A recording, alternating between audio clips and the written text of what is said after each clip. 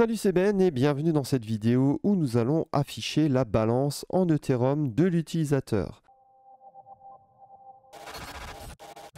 Donc le principe, je vous le rappelle, c'est de ne pas autoriser l'utilisateur à aller sur la whitelist s'il a moins de 0,3 Ether.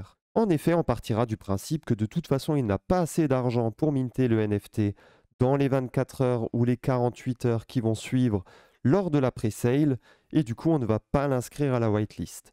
Donc ce qui serait bien ici, c'est de récupérer déjà le projet. Donc je vais l'ouvrir. Ok, parfait.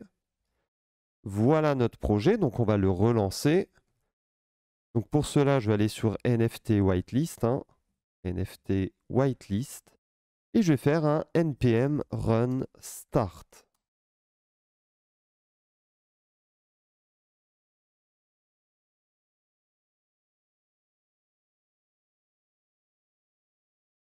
Ok, et du coup, on en était là, donc il faut juste se connecter ici avec MetaMask, voilà. Donc je vais mettre mon mot de passe. Ok, parfait. Je réactualise ça. Et ok, voilà, du coup, on en était là. Donc effectivement, si je change de compte, on voit que le compte change, etc. Il n'y a pas de souci. On peut continuer du coup le développement. Alors, qu'est-ce qu'il faudrait faire ici? Lorsque l'utilisateur du coup se connecte, lorsque l'on récupère ici les différents comptes, ce qu'il serait bien ici vraiment, c'est de finalement récupérer la balance, donc le nombre de Ethereum du compte qui est connecté à notre site web avec MetaMask. Donc pour cela, on aura besoin d'un provider, new ethers.providers.web3provider window.ethereum. Et grâce à ça, en fait, on va pouvoir récupérer ici la balance await provider.getBalance et on va avoir le nombre de Ethereum de quoi? Finalement, ici de accounts de 0, le compte avec lequel l'utilisateur est connecté via MetaMask à notre site. À ce moment-là, on peut faire un console.log de balance pour voir un peu ce que l'on récupère ici.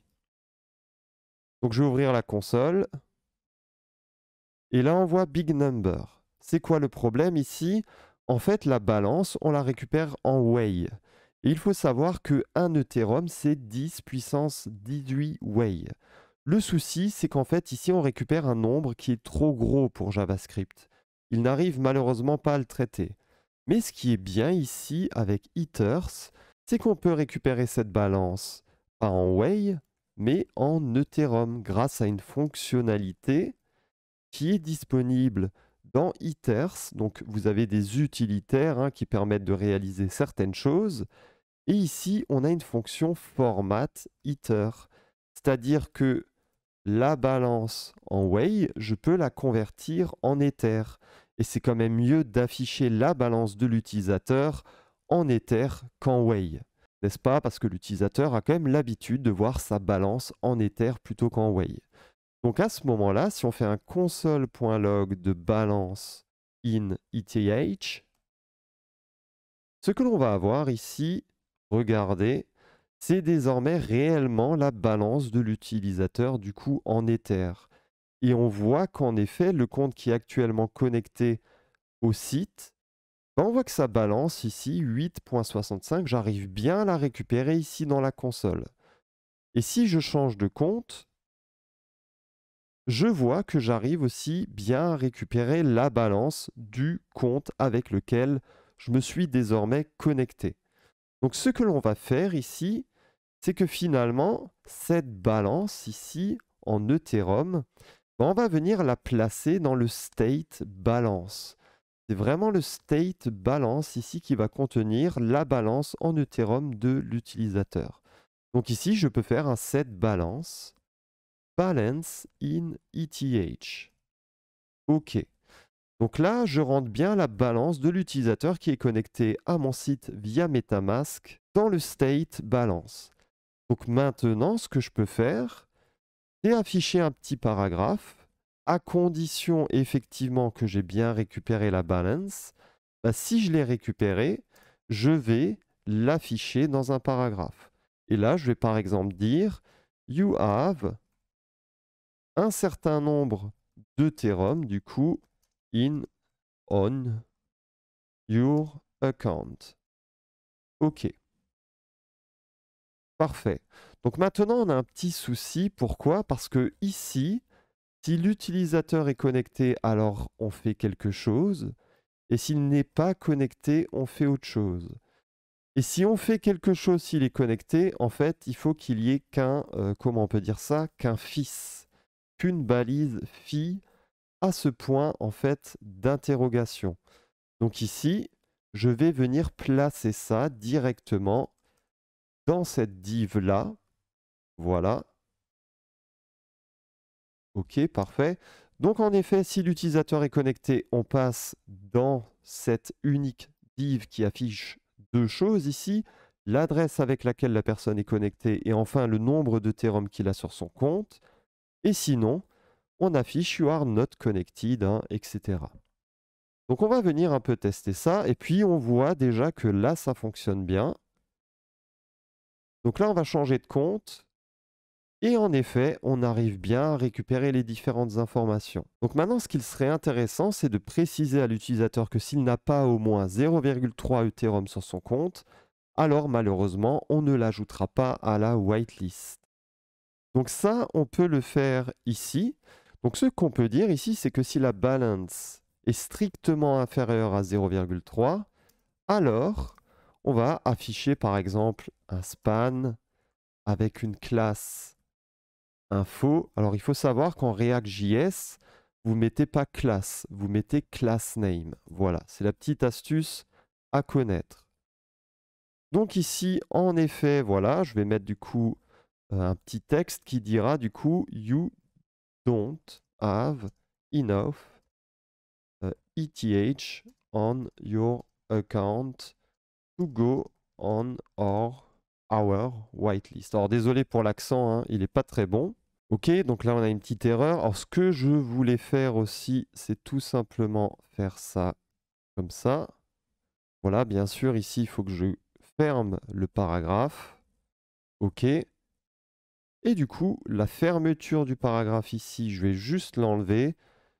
Et ça, je vais le mettre plutôt dans un paragraphe en fait. Ça sera un peu plus simple. Donc ce qui va se passer ici, on va faire les tests, mais c'est que l'utilisateur, s'il est connecté, on va indiquer tout ça. Mais ça, le fait ici qu'il n'ait pas assez d'argent sur son compte, ça sera juste si son nombre de théromes est strictement ici inférieur à 0,3. Donc voyons ça, ici on voit qu'il a assez de théromes sur son compte.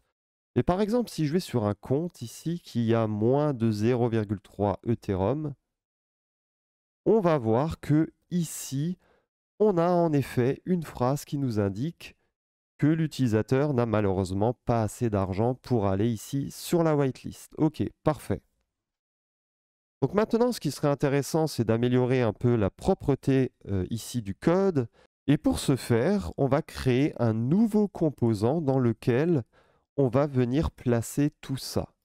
En fait, ce que je veux ici, c'est un composant qui sera par exemple info account, voilà. Et c'est réellement dans ce composant ici que l'on va marquer toutes les informations sur l'account de l'utilisateur. Donc toutes les informations que l'on avait avant. Donc pour ce faire, on va créer un nouveau dossier components. C'est là-dedans en fait qu'on va placer nos différents composants. Ce qui est bien ici avec React.js, c'est que l'on peut en fait créer nos propres composants. Et ça, c'est vraiment pas mal. Donc mon composant ici va s'appeler info account.jsx. Donc ici, le nom info account, c'est le même que le nom qui est ici. Voilà. Et là-dedans, je vais venir importer use state et use effect from React. OK. Ensuite, je vais créer la fonction qui va s'appeler info account.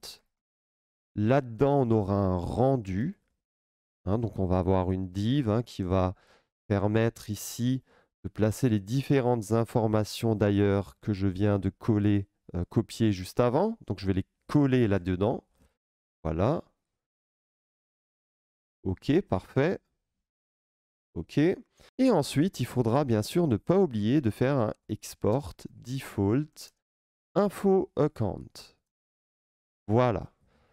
Et ensuite, ici, ce que l'on va faire, c'est qu'on va importer ici ce composant, import info account from components info account.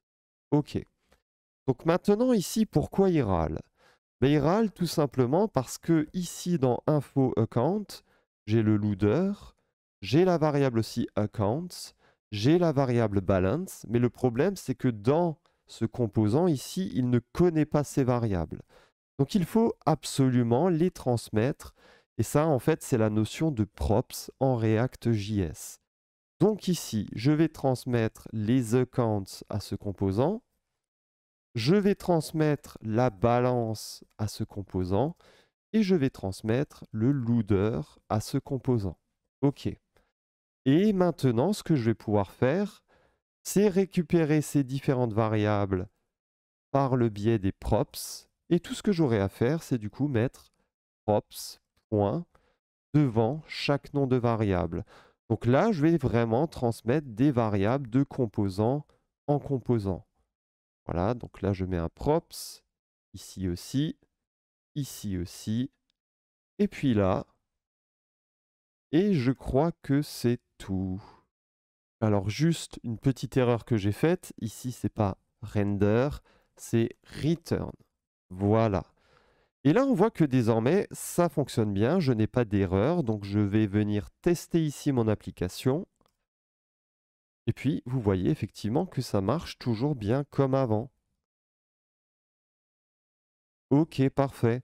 Seulement que là, comme on peut le voir, notre application est quand même beaucoup plus propre. On a notre app.js dans lequel on a les différents states, les use effects et les différentes fonctions. Et puis, ce que l'on fait ici dans le return, c'est que on affiche un composant que l'on vient ici de créer. Voilà. Donc c'est vraiment pratique parce qu'on a juste à modifier les composants ici et ensuite ils s'afficheront bien là-dedans. Ça permet d'avoir des fichiers app.js qui ne sont pas trop gros et on verra que notre application va être quand même assez complexe parce que dans la prochaine partie, ce que l'on va faire, c'est ajouter Firestore ici, qui est une base de données fournie par Google à notre projet. Donc ça va nous permettre ici de stocker toutes les adresses Ethereum qui seront acceptées dans la whitelist.